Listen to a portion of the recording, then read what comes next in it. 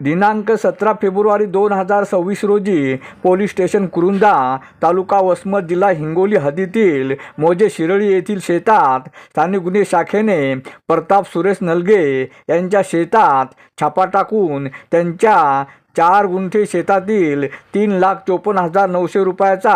अफू जप्त करण्यात आला आहे व शेतकऱ्याला ताब्यात घेऊन त्यांच्यावर गुन्हा दाखल करण्यात आला आहे। ही कार्यवाही पोलीस अधीक्षक डॉक्टर नीलाभ रोहन, अपर पोलीस अधीक्षक कमलेश मीना, स्थानिक गुन्हे शाखेचे पोलीस निरीक्षक मोहन भोसले यांच्या मार्गदर्शनाखाली सहाय्यक पोलीस निरीक्षक शिवसाब घेवारे, भुजंग कोकरे, गजानन पोकळे, ज्ञानेश्वर गोरे, आकाश टापरे, नरेंद्र साळवे, साईनाथ कंठे, किशोर सावंत, कुरुंदा पोलीस स्टेशनचे पोलीस उपनिरीक्षक कारामुंगे, संदीप टाक यांच्या पथकाने केली आहे। अरुण डिपके, TV7 हिंगोली।